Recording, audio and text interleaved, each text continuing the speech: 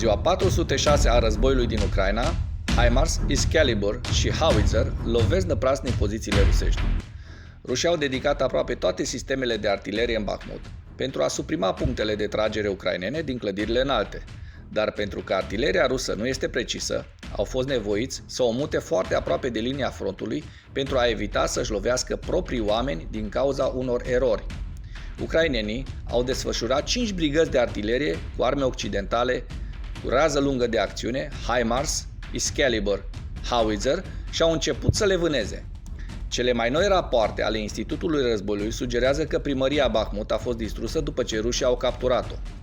Imaginile recent lansate arată că forțele Wagner au intrat în clădire și au făcut câteva fotografii interior.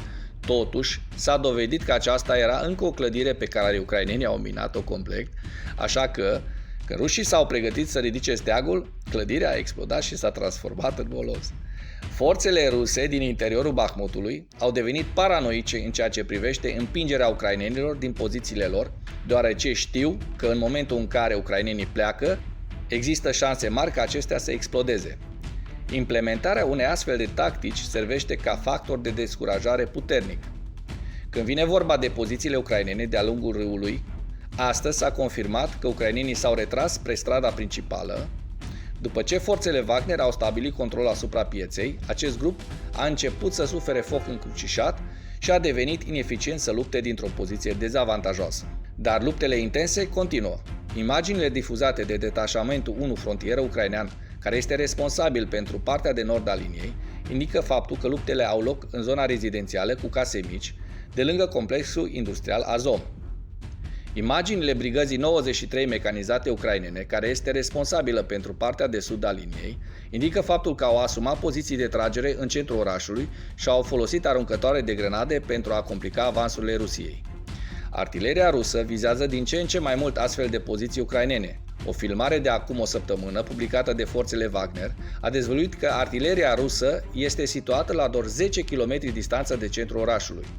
Judecând după direcția focului, rușii și-au concentrat sistemele de artilerie în jurul Pokrovske, ceea ce nu este surprinzător pentru că de aici pot acoperi tot flancul nordic, care a fost foarte activ până de curând.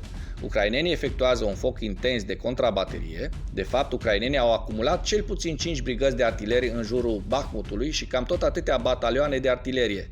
Brigada 112 ucraineană a arătat cum au observat și distrus artileria rusă ascunsă între case mici.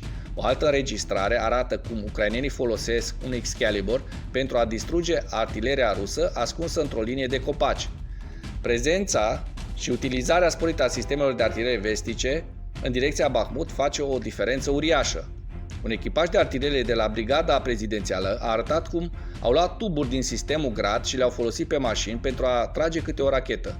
O astfel de abordare s-a dovedit a fi utilă atunci când nu doreau să distrugă întreaga clădire. De exemplu, un soldat ucrainean a publicat un videoclip care arată cum a rămas prins în casă pentru că în fața poziției sale se afla un lunetist rus. El a dat coordonatele artileriei ucrainene, iar după mai multe încercări au lovit geamul din dreapta și au eliberat locul. În ansamblu, artileria s-a dovedit a fi cel mai important atut de pe linia frontului și având în vedere că aproape jumătate din luptele zilnice au loc în Bakhmut, ucrainenii au mutat și mută artilerie în regiune pe care o folosesc pentru a conduce focul de contraatac, pentru a ajuta la schimbarea focului inamic și pentru a distruge pozițiile de tragere, dar cel mai important, aceste 5 brigăzi de artilerie exersează să folosească sistemele de artilerie occidentale înainte de viitoarea operațiune de contraofensivă. Mulțumesc că ai urmărit până la final videoclipul meu. Pentru mai multe videoclipuri de acest gen, abonează-te la Animatura.